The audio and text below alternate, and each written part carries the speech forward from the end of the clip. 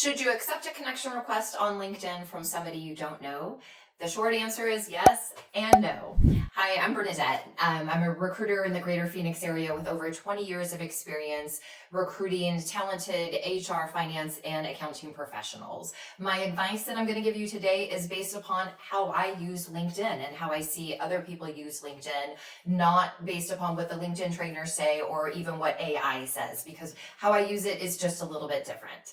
So let's get started. Should you accept connection requests on LinkedIn from somebody you don't know? Maybe. I recommend doing 3 things before you accept a connection request from somebody that you don't really know on LinkedIn. Keep in mind, LinkedIn is a networking platform that's probably going to be around for quite some time. So you might connect with somebody today that's relevant to you, but you may not know how relevant you are until 10 years down the road. So first of all, when somebody sends you a connection request, look at their profile. Do they have a picture on their LinkedIn profile? If they don't have a picture, for me, that's a hard no pass. Do not accept the connection request.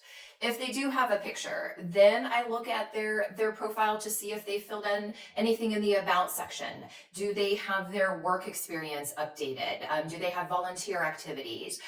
Maybe it's a new grad and all they have is a recent graduation date under the education section. So on their LinkedIn profile, has the person that's requesting the connection, have they taken the time to at least give some idea of who they are and what their background is? Keeping in mind there are some people, especially, accounting, finance folks, who do like to keep their information private. So they may not have a completely filled out about me section, like I like to bake, I like to sew, or, here's all my relevant experience, here's my personality. Some don't even have an about section. So don't rule out somebody just because they don't have an about section.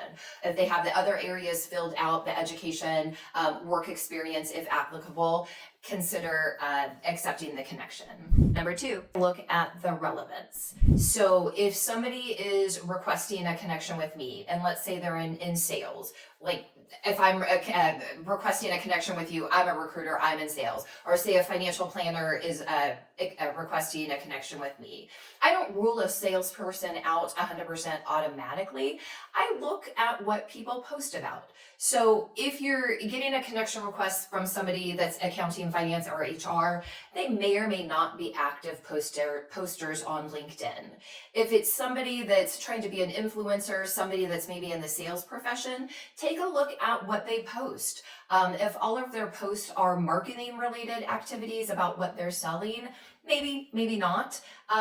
If they're giving you relevant information, like if the recruiter or the financial planner is talking about the job market, giving relevant information about the job market, or financial planner is talking about stocks and investing and giving you ideas for free, and you want to see that educational information, consider that's a relevant person. I may not be looking for a financial planner or a recruiter right now, but I could definitely learn from this person, and maybe 5 years, 10 years, 15 years down the road, whatever it's going to be, you've developed that relationship, you have developed the trust with that person just simply by seeing what they've posted.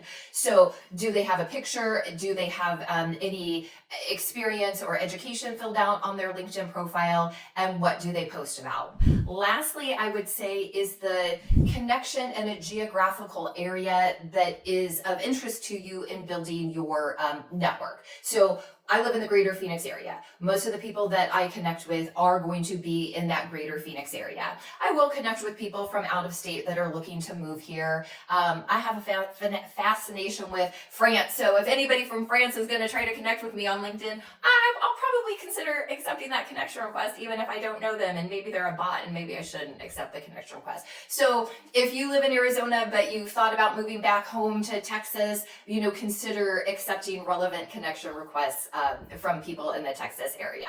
Here's the thing about connections on LinkedIn. They're just connections. You don't ever have to talk to that person. If they send you a message, let's just say you accept their connection on LinkedIn and they send you a message immediately back. You don't have to respond. You can just delete that message. You can archive that message for the future. Don't feel pressured to respond to anything that anybody is sending you on LinkedIn, even if you are connected. Just simply ignore, archive, and move on with your day. But accepting connections, building your network on LinkedIn, might become relevant down the road. And you never know. You never know when somebody that you connected with today is going to provide value long term.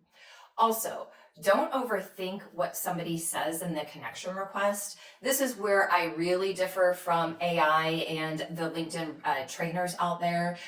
Their advice is mention something about that LinkedIn profile that you liked. Ask them a question about, what they do. And for me as a recruiter to get asked about recruiting from somebody that's looking for an accounting job, sorry, but that's kind of weird, right? You're not interested in what I do as a recruiter. You're looking for an accounting job. So for me, when I send a connection request, I just like to connect with really good people on LinkedIn that are in the business or in the profession of accounting, finance, and HR. I may or may not have a position for you when I connect. I like to build relationships long term, so I will send connection requests out to good people in that area. My connection requests are just simple and to the point, right? So don't be offended if somebody sends you a blank connection request. Don't automatically say, oh, that person isn't a real person because they send you a blank connection request.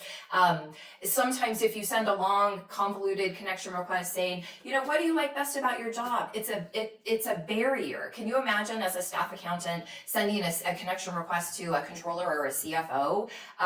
You're giving that person a reason not to accept that connection request because maybe they'll feel bad that they're not responding in detail to what you have said. It's easier to just ignore your connection than to take the time to respond. So the message that you receive on the connection request can just be short and sweet. Would you like to accept my connection request? So as you move forward in your career, as you're developing your network on LinkedIn, your connections on LinkedIn, definitely consider, it's okay to connect with people you don't know, but make sure that you have thoroughly checked out their profile and feel that it's a real relevant person. So if you have any questions, definitely reach out at the contact information below.